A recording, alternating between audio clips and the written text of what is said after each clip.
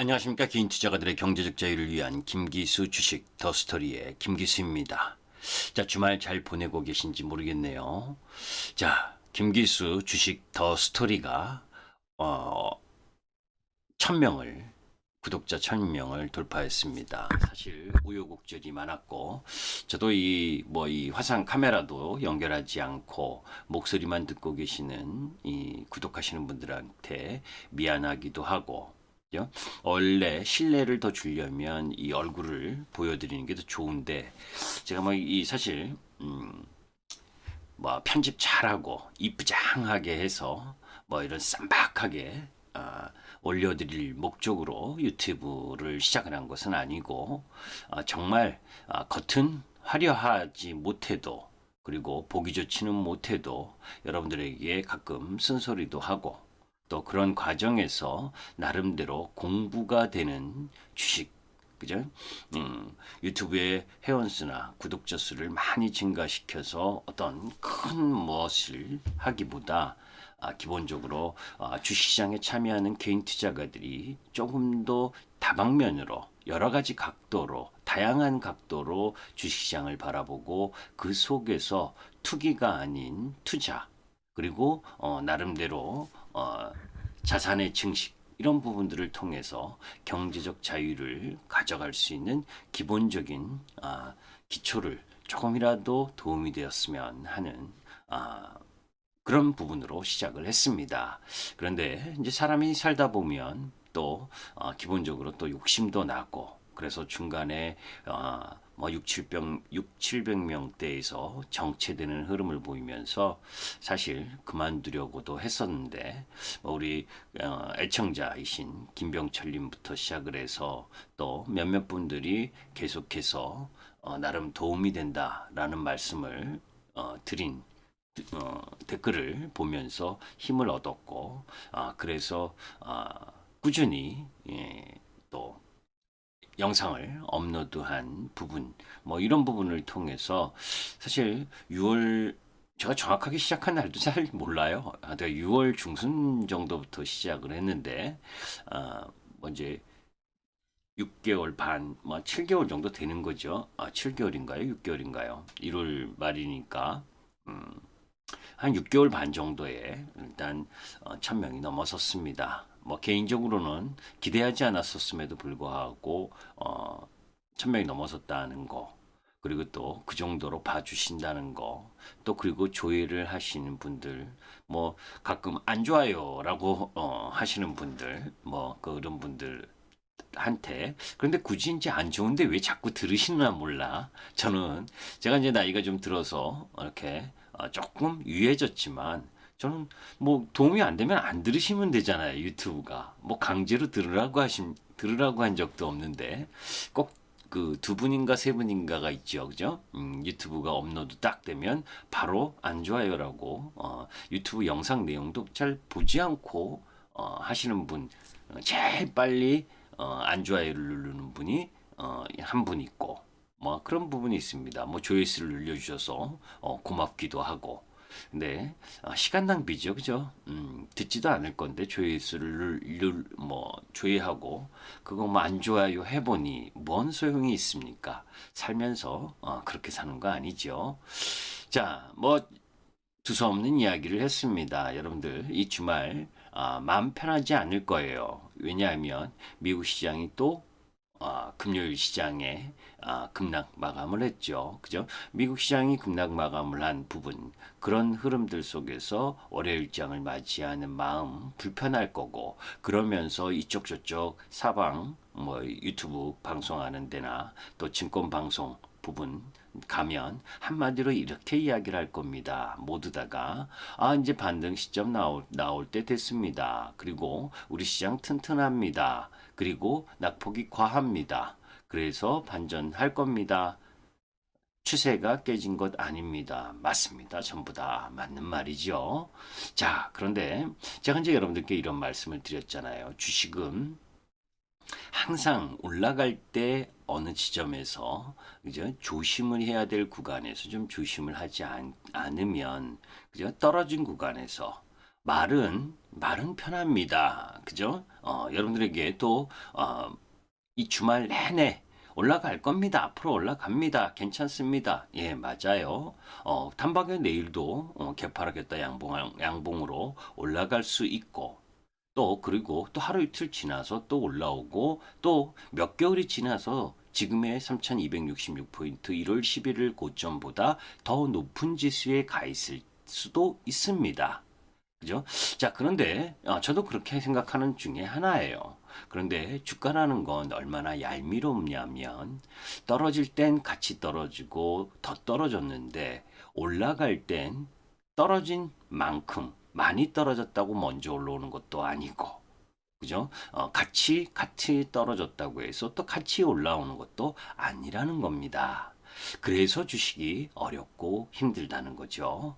제가 1월 11일 옵션 만기 이 주간에 계속해서 여러분들께 여러 가지를 살피고 여러 가지 흐름들을 봤을 때 너무 빨리 속도가 상승을 했고 그 이유에 대해서는 구구절절히 이야기를 했었죠. 그죠? 그거와 관련된 자세한 이야기도 또 뭐 이 방송이 끝나면 시간이 되면 할 부분이기도 한데 여하튼 이번 시간에는 여러분들이 좀 냉정을 찾고 그죠? 함몰되지 않았으면 좋겠다.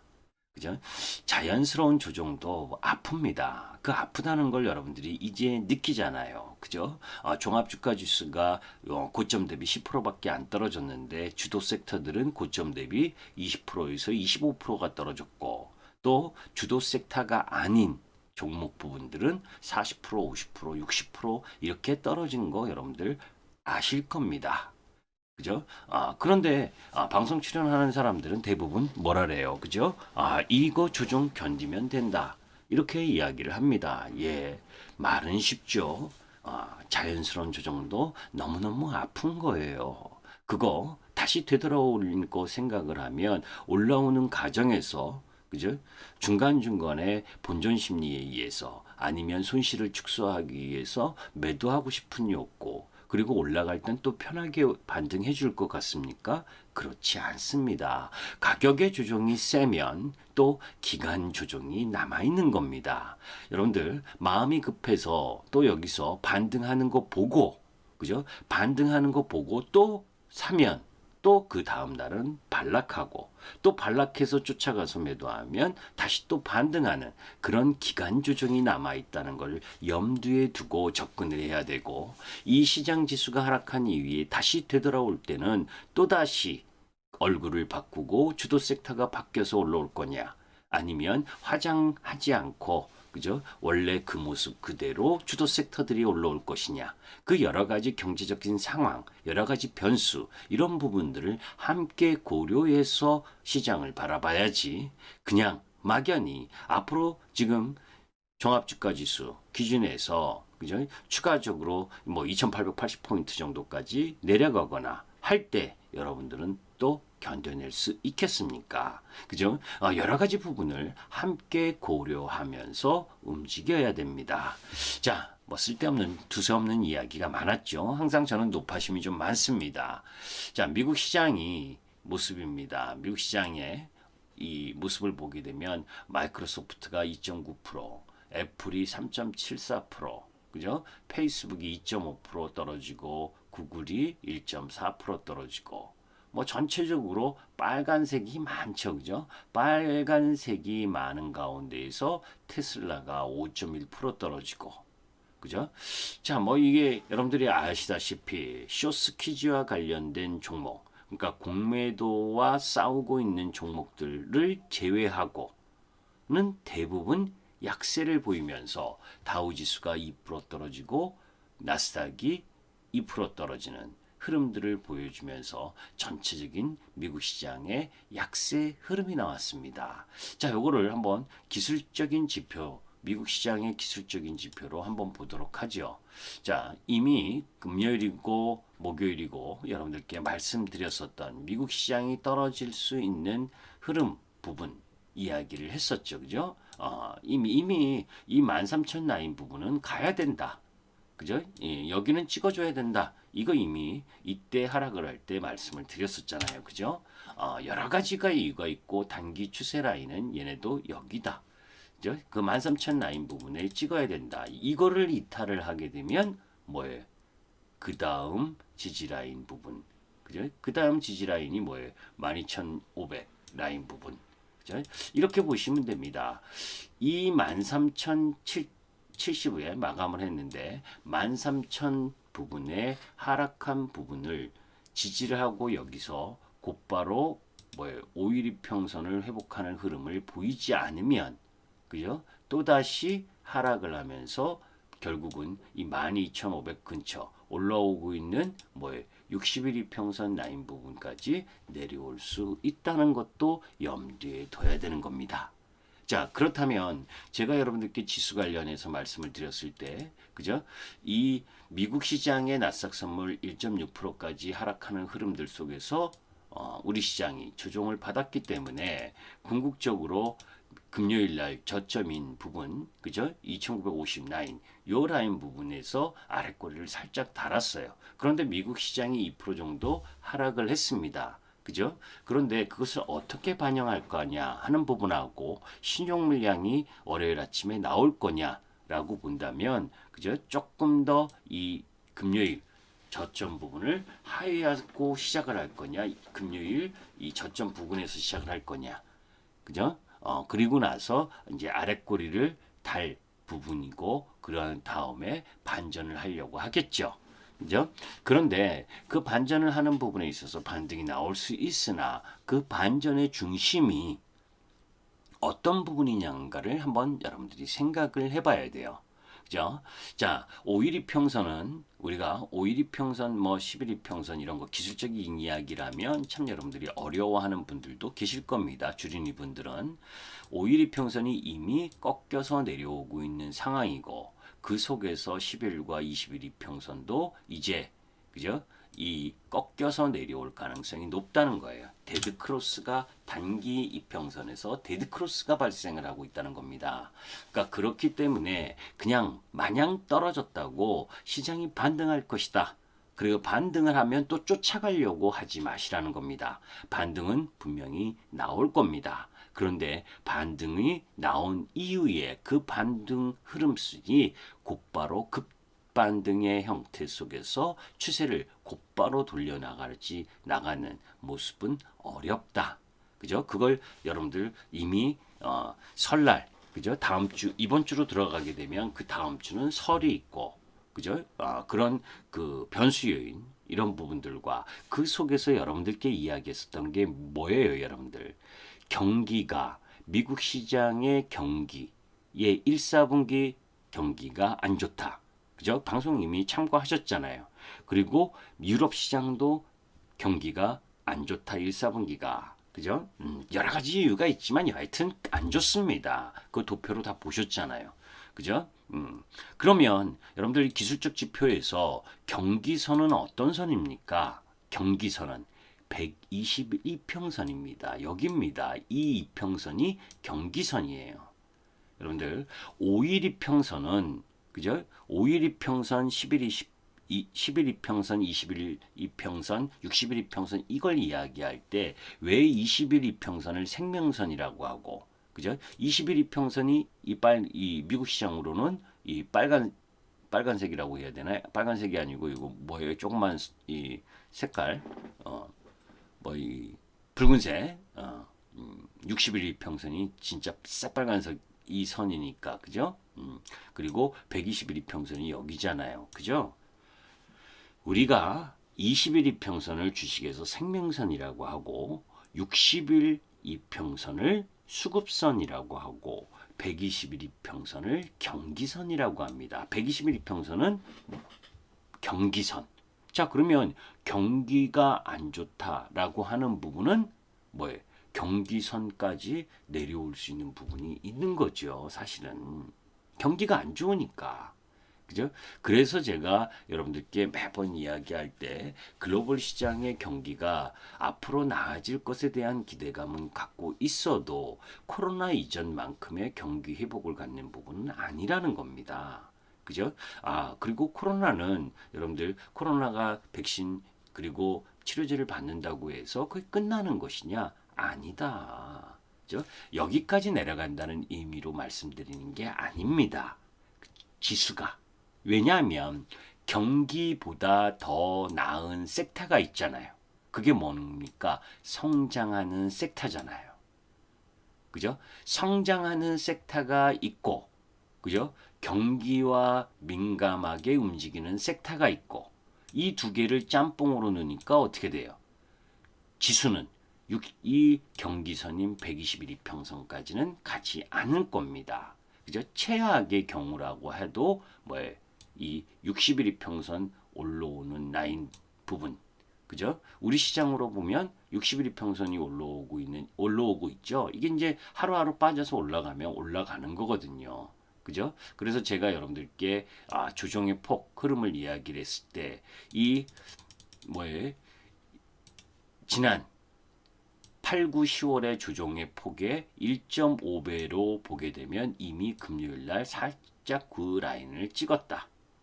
그죠? 그래서 미국 시장이 1.5% 이내만 떨어졌다면 우리 시장은 오히려 반전을 아침에 강하게 돌아서서 나올 수 있는데, 그죠? 미국 시장이 2% 내외에 떨어졌기 때문에 이제 여기서 왔다리 갔다리를 할 가능성이 높죠. 신용 반대 매물도 일부 나올 수가 있는 부분이니까 두 배의 폭을 이때의 한 배 반 폭, 이 조정의 한 배 반이 금요일 저점으로 완성됐고 이 두 배의 흐름으로 간 부분이 이 라인입니다. 그죠? 이 라인으로 바로 간다는 의미가 아니라 우리 시장은 이 라인은 절대 깨지 않지 않겠느냐라고 저는 개인적으로 보고 있어요. 그게 추세 중심선이고, 그죠? 그러니까 그런 부분이고 아주 펀더멘탈만 바라봤을 때는 펀더멘탈만 바라보면 우리도 이 라인까지 내려올 수 있습니다. 그런데 우리는 펀더멘탈에다가 고객의 탁금이 3배나 증가돼 있는 상황이잖아요. 그래서 이 중심선을 깨지는 않을 것 같다라는 게 기본적인 생각입니다. 그죠? 또 외인들이 내일 아침에 개파락 부분에 있어서 금융투자나 외국인들이 매수가 들어오면서 반전이 나올 가능성이 있어요. 개파락이 나온다면. 그죠? 그러면서 끌어올리면 그 다음날 화요일 날 개인들이 이제 저점 나왔다 하고 또 막 매수 들어오면 그때 또 외국인과 기관은 또 내리칠 가능성이 있고, 이건 이제 예상 시나리오죠. 제가 점장이가 아닌 이상 그렇게 다 맞출 부분이 아니잖아요. 그죠? 다만 그런 가운데서 여러분들이 잘 보시면 제가 왜 그런 이야기를 하냐면 21 이평선이나 61 이평선이나 이런 이야기를 하냐면, 자 이제 이게 LNF네요. 그죠? 자, LNF 주도 섹터 중에 하나죠. 2차전지. 21 이평선 깼죠. 그죠? 21 이평선을 깼어요. 그리고 61 이평선이 이제 올라오고 있습니다. 얘는 더 떨어져도 그렇게 크게 많이 2차전지 쪽은 이제 가격 조정이 충분히 완료가 된 부분이다라고 보는 거예요. 기간 조정은 남아 있고. 자, 그런데 경기 쪽을 보게 되면 여러분들 어느 쪽이 경기에 민감합니까? 철강, 그죠? 현대제철 한번 보세요. 벌써 이미 60일 이평선까지 왔죠. 그죠? 고점 대비 밀린 폭을 보세요. 그죠? 조선.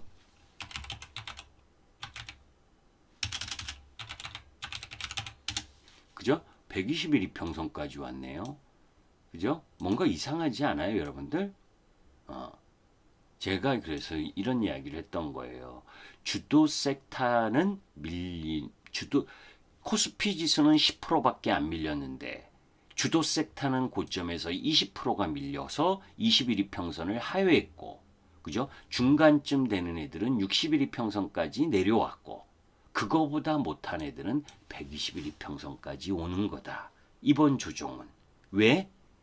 경기. 우리나라가 수출 국가인데 미국이나 유럽이나 중국의 경기 지표, GDP 성장률이나 이런 부분들이 1, 4분기가 안 좋다. 1, 4분기가 안 좋다는 건 뭐예요? 1, 4분기 지나서 2, 4분기나 돼야 좋아질 거라는 거잖아요.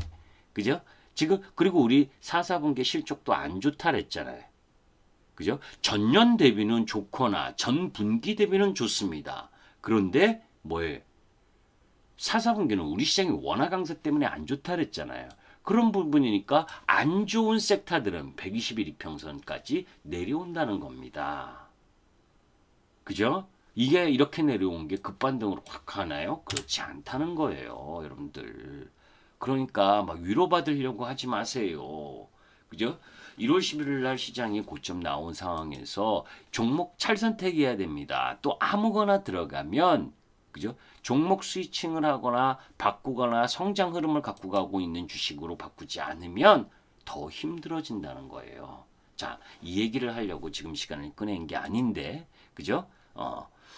사실은 뭐예요? 이제 이런 하락 부분, 뭐 이런 부분과 관련돼서는 지난 금요일에도 다 올려드렸으니까, 그죠? 금요일에도 여러분들에게 그 내용 부분들 일정 정도 여기서 보시면 3,000포인트 붕괴 지지라인 뭐 이런 부분들과 관련된 부분은 여러분들이 한번 다시 한번 들어보시기 바랍니다.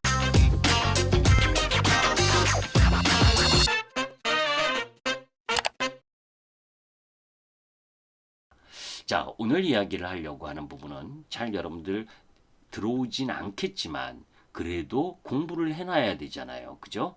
자, 뉴스 부분에 있어서 내일 아침에 영향을 미칠 만한 뉴스는 뭡니까? 현행 거리두기 설 연휴까지 연장한다.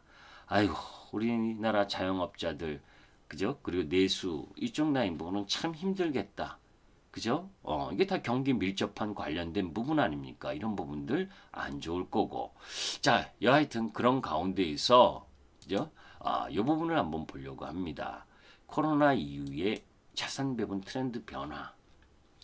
여러분들, 이제 우리가 이런 내용은 간단하게 넘어갈 거예요. 우리 시장에, 그죠? 가계자산의 금융자산 비중 부분입니다. 그죠? 금융자산의 비중이 뭐예요? 이렇게 떨어지잖아요. 그죠? 2012년부터 2020년에 이렇게 24%까지, 그죠? 그리고 실물자산이 76%고 금융자산이 24%고, 그죠? 그러니까 무슨 얘기를 하려고 하는 거냐면 이런 부분이죠.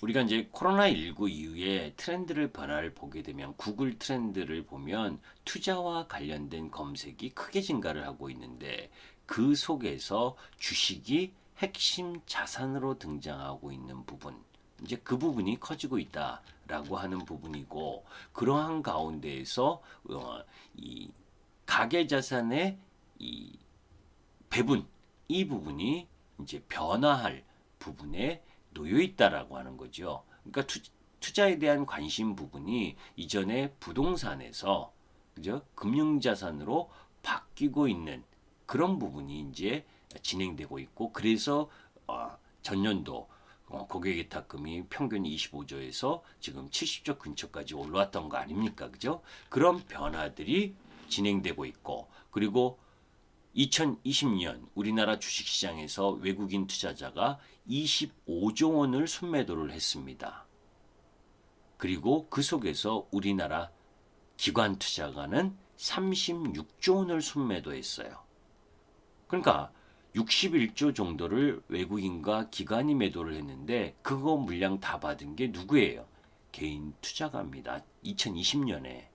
그죠? 그런 이후에 또 2021년에도 지금 24조 정도를 지금 개인 투자가들이 또 매수를 했잖아요. 그죠? 자, 이제 그 배경이 뭐냐는 거예요. 그 배경 중에 하나가 뭐예요? 저금리죠. 그죠? 개인 투자자들이 주식 자산에 관심을 가지게 된 가장 큰 원인은 저금리라는 거죠. 그죠?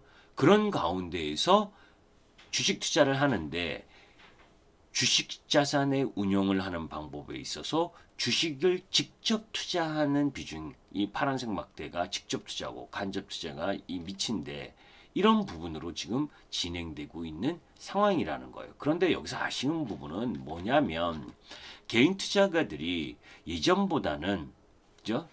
이전보다는 분명히 많은 공부를 하고 주시장에 접어든 분들이 많습니다. 그죠? 그래서 미국 시장에서 쇼스퀴즈와 관련된 내용, 뭐 이런 부분들 속에서 공매도 헤지펀드하고 싸우는 것도 스마트해진 개인 투자가들의 영향이 있죠. 그죠? 차라리 그런 흐름, 스마트한 개인 투자가 이 부분들이 승리하고 그래서 돈 많이 벌었으면 좋겠습니다.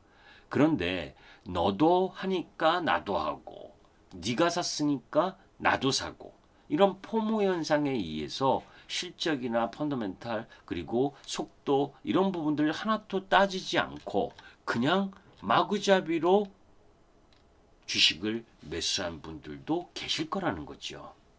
그죠? 차라리 그죠? 차라리 뭐 삼성전자를 아들, 딸, 손자, 손녀에게 물려진다는 심정으로 9만 원, 9만 5천 원 최꼭대기에 96,800원의 최꼭대기에 샀더라도 저는 뭐예요? 그거를 장기 투자한다면 분명히 그 이상 갈 수 있다라고 봅니다.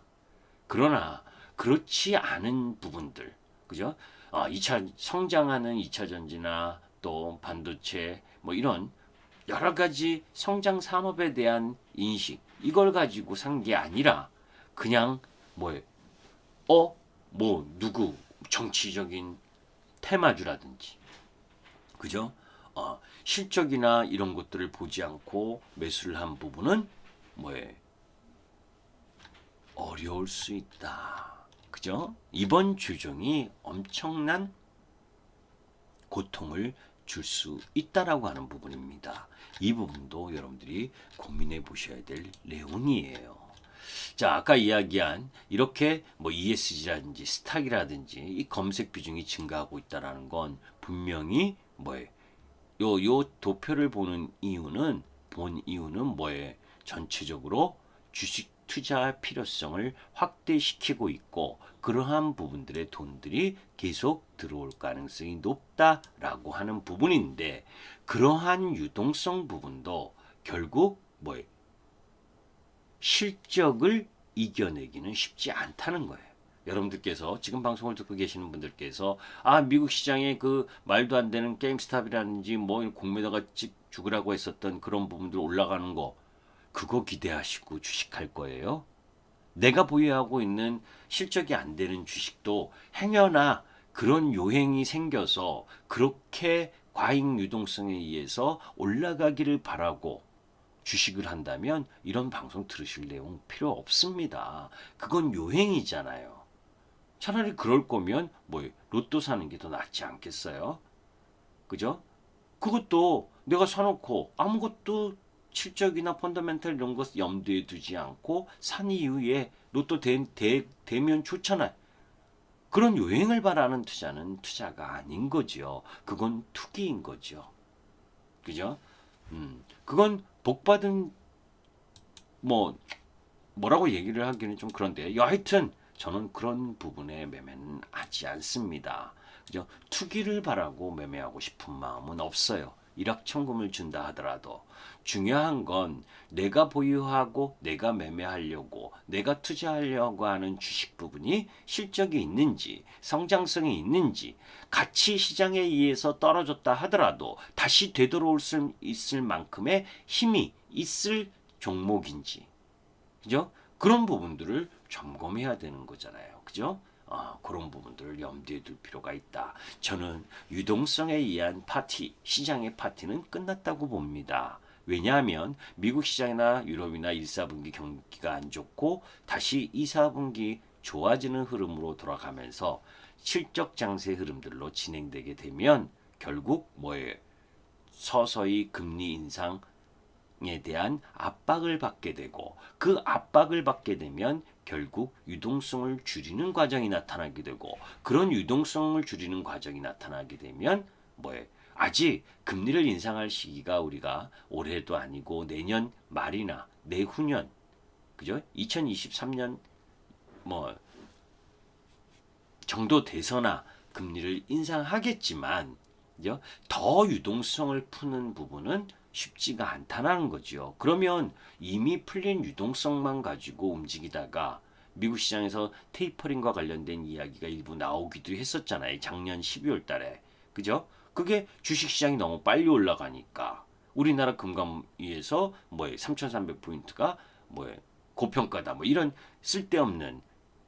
쓸데없다라기보다는 정책적인 입안자 입장에서 과속 스캔들에 대한 부담 이 부분 때문에 나온 것처럼 결국 1, 4분기가 실적이나 경제 성장률이 안 좋은 이후에 2, 4분기가 좋아지는 흐름으로 가게 되면 우리나라도 그죠? 금리를 올리지 않는다 하더라도 금리 올라가는 압박을 받게 되고 유동성을 조일 수 있는 흐름이 나온다는 겁니다. 그죠? 그러니까 유동성 파티는 저는 끝났다고 보는 거지요. 그러니까 여러분들이 계속해서 실적과 성장에 포커스를 맞추고 움직여야지.